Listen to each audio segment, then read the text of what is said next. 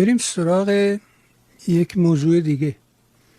خانم نسرین شاکرمی مدتی است دستگیر شده، اما به راستی ندیدم اونایی که سنگ نیکا و حقوق بشر به سینه بزنن واکنشی نشان دهن به نسبت به این دستگیری. فکر می‌کنید دلیلش چیه آقای مصداق؟ دلیلش اینه که اینا فعال حقوق بشر نیستن. دلیلش اینه که اینا موضع انسان دوستی ندارن. من فکر میکنید خانم فاطمه سپهری موقع دستگیر شد چقدر از حمایت اینا برخوردار بود؟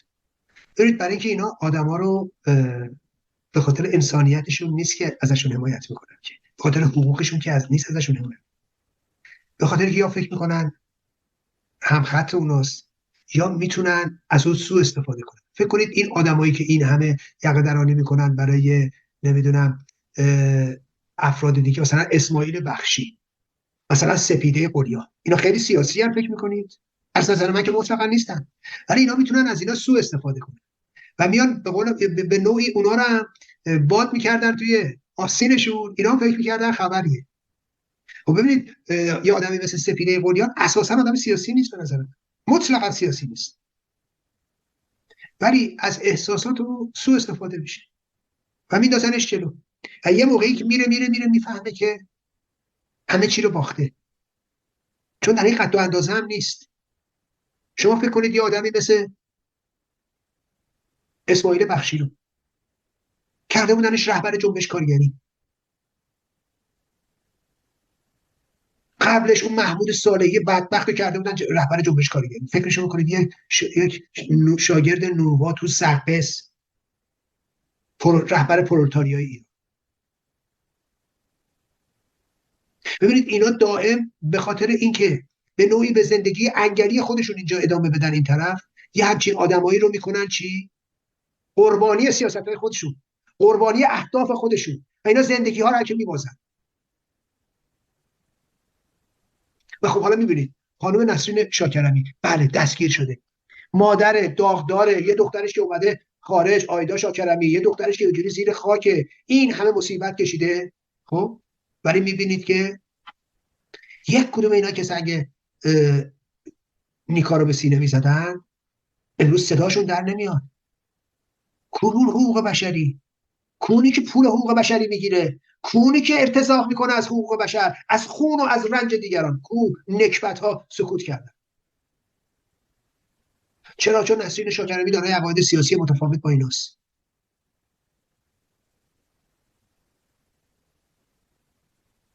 من قبلا هم عرض کردم مواضعی که خانم آتش شاکرمی میگیره، من ماها پیش گفتم این مواضع مشکوکیه،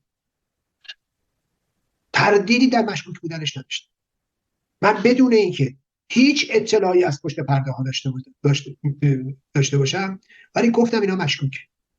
تو همین میهن تیوی هم. ولی خب میبینیم امروز دختر ایشون آیدا شاکرمی میاد توضیح میده راجع به خالش و اینکه چه کرده و چه نکرده و اینکه در واقع چجوری خانواده در مقابل او ایستاده.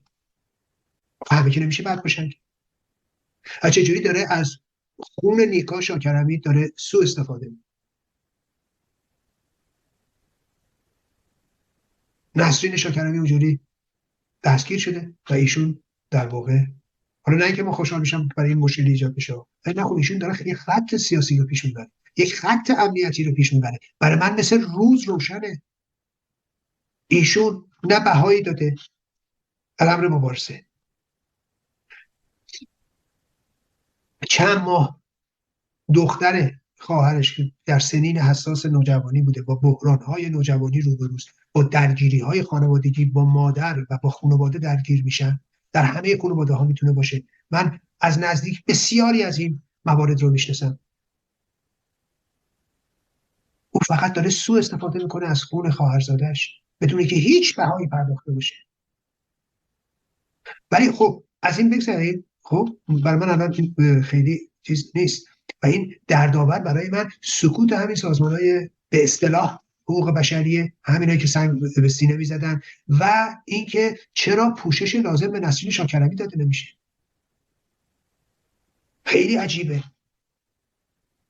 حالا در هر صورت امیدوارم که راهی برای ایشون باز بشه. اما یه قضیه، این برای قضیه هم داریم. ببینید متاسفانه این مشکلی که عرض کردم فقط در این نیستش که مخالفین سلطنت و نمیدونم پادشاهی خواهان و اینا از این کارهای کثیف میکنن و این ور قضیه هم تا دلتون میخواد از این کارهای کثیف بکنن. شما برید نگاه کنید وقتی یه آدمی مثل توماج صالحی دستگیر میشه به خاطر عقایدش کثیف‌ترین اتهامات رو میان به توماج صالحی میزنن. اینا شرم‌آوره. هر کی میخواد زده باشه زده باشه. اونی که تو زندانه، اونی که زیر فشاره، این حرفا حرف رژیمه. این مواضع رژیمه. اول از اون که ما باید در واقع یک ایران متکثر رو بپذیریم، نگاه متفاوت رو بپذیریم، چیزی که شاهزاده رضا پهلوی بارها روش تاکید کرده و من در گفتگو با خود ایشون از زبان خود ایشون شنیدم و تاکید خود ایشون شنیدم و از ناراحتی خود ایشون نسبت به مواضعی که تحت پوشش ایشون گرفته میشه شنیدم. خجالت آور این حرف و این کارو. هر کسی که در چارچوب در واقع پادشاهی خواهی از این کارو میکنه از شاهزاده رضا پهلوی نیست. مطمئن باشید نیست.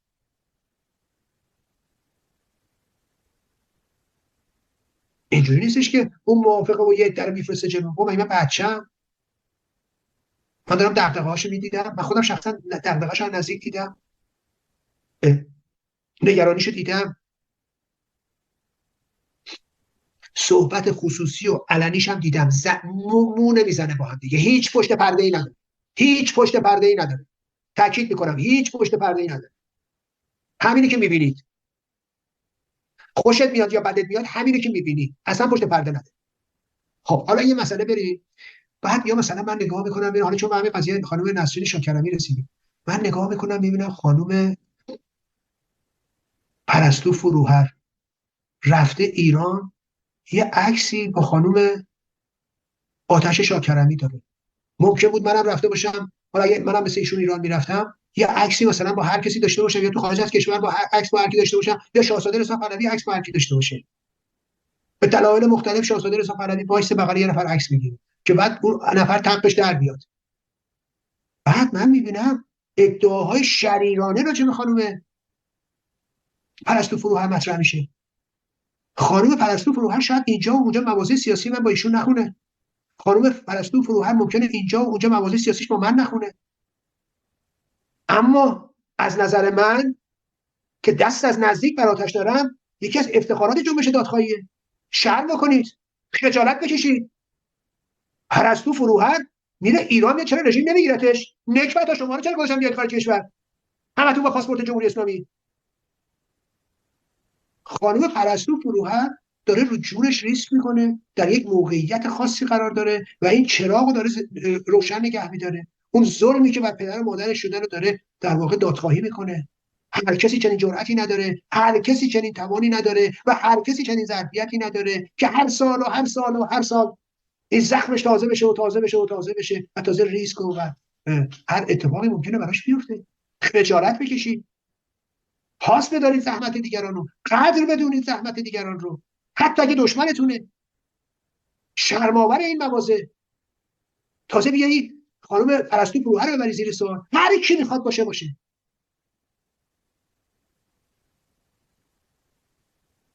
حد و حدودی باید داشته باشه.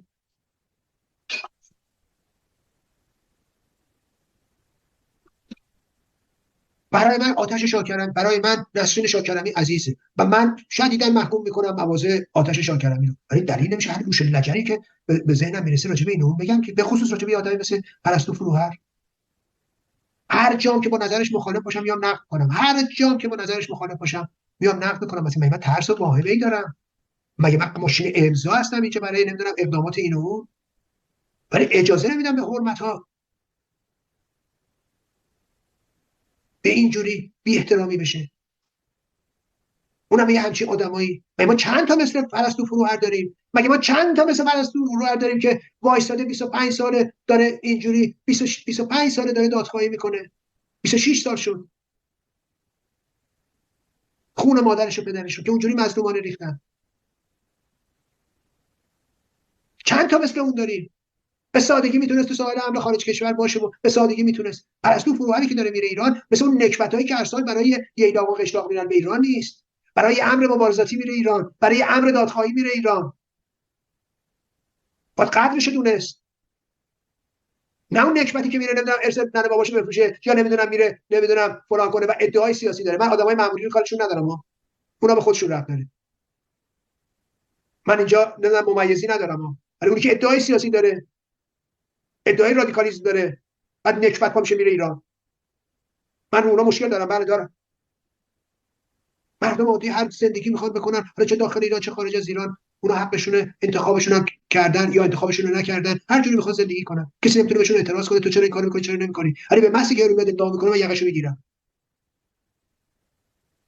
نه اینجا نسبت به انتخاب این من حرفی داشته باشم، نه نسبت به ادعاهاش دارم، نسبت به فریبکاریش دارم، نسبت به حقوق بازیش دارم. بله. گفتم حالا سر قضیه خانم نسرین شاکرانی شد، بگم آقا دو طرف ماجرا ما با یه ابتذال درگیریم که هیچ ربطی نه به حقوق بشر داره نه به حقوق افراد داره. متاسفانه.